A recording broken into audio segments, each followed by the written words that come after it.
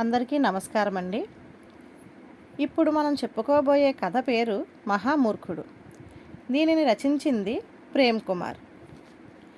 అడవిలో కట్టలు కొట్టేవాడొకడు మిట్ట మధ్యాహ్నం వేళ ఏటిలో నీళ్లు తాగి తిరిగి వస్తుండగా ఇసుకలో ఏదో మెరుస్తూ కనిపించింది. అతడు దాన్ని పైకి తీసి పరీక్షగా చూడసాగాడు.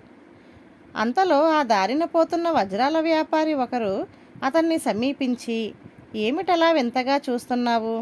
అది గాజురాయి, 20 రూపాయలు ఇస్తాను, నాకివ్వు అన్నాడు. ఇది విన్న కట్టెలు కొట్టేవాడు అదేదో ఖరీదైన రాయి అయి ఉంటుందనుకొని, 30 రూపాయలు ఇవ్వండి, ఇస్తాను అన్నాడు. ఆ రాయి 10 రూపాయల కన్నా ఎక్కువ చేయదు. సరే, ఏదో పేదవాడివి, సాయపడాలనుకుంటున్నాను, 25 రూపాయలు ఇస్తాను అన్నాడు వజ్రాల వ్యాపారి. 30 రూపాయలకు తక్కువ అయితే ఇవ్వను అన్నాడు కట్టెలు కొట్టేవాడు మొండిగా.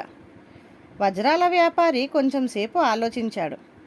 ఈ అడవిలో దాన్ని కొనేందుకు ఎవడూ రాడని అతడికి తోచింది.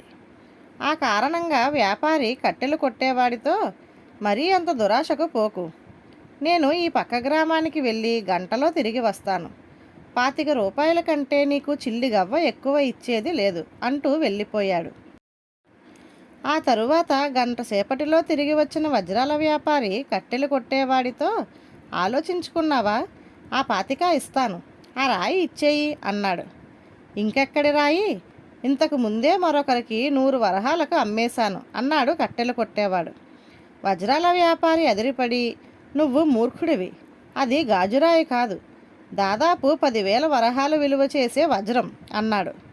అందుకు కట్టెలు కొట్టేవాడు, నాకు దాని విలువ తెలియదు, కానీ దాని విలువ తెలిసి అదనంగా 5 రూపాయలు ఇవ్వడానికి ఇష్టపడని నువ్వు మహామూర్ఖుడివి అని అన్నాడు. ధన్యవాదాలు.